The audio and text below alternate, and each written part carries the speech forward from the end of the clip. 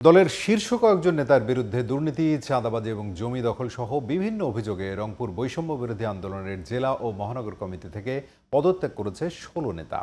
রোববার সন্ধ্যায় সংবাদ সম্মেলন করে পদত্যাগের ঘোষণা দেন তারা। এ সময় সংগঠন ছাড়ার ঘোষণা দেন আরও অর্ধশতাধিক নেতাকর্মী।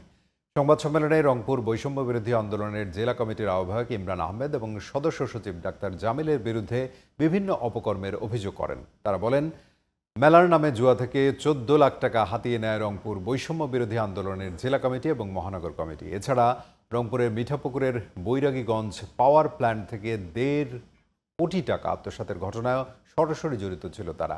এছাড়া রংপুর সিটি কর্পোরেশনের ৩০ জন নিয়োগ এবং ত্রাণের টাকা আত্মসাৎ সহ নানা অভিযোগ করেন পদত্যাগ করার নেতারা।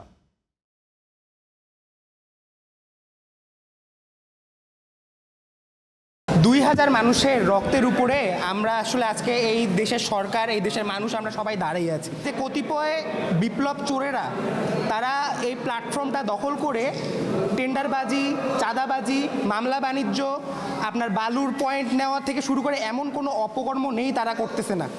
রিসেন্টলি আপনারা জানেন যে হচ্ছে আমাদের রংপুরের মধ্যে একটা মেলা হয়েছে এবং সেখানে লটারি নামক একটি জুয়া চলানো হয়েছে। আমার কাছে প্রমাণ আছে তারা হচ্ছে ৭-৭-১৪ লাখ টাকা নিয়েছে। এছাড়া পাওয়ার প্ল্যান্ট, আমরা হচ্ছে বৈরাগীগঞ্জের ওখানে একটা পাওয়ার প্ল্যান্ট আছে, সে পাওয়ার প্ল্যান্টের মধ্যে ১.৫ কোটি টাকার মতন একটা ঘাপলা হয়েছে, রিসেন্টলি একটা স্ক্যাম হয়েছে। সেই স্ক্যামের সাথে আমাদের রংপুর জেলার আহ্বায়ক ইমরান আহমেদ, ডক্টর জামিল এবং ৪ জন যারা তারা সকলে এটার সাথে জড়িত।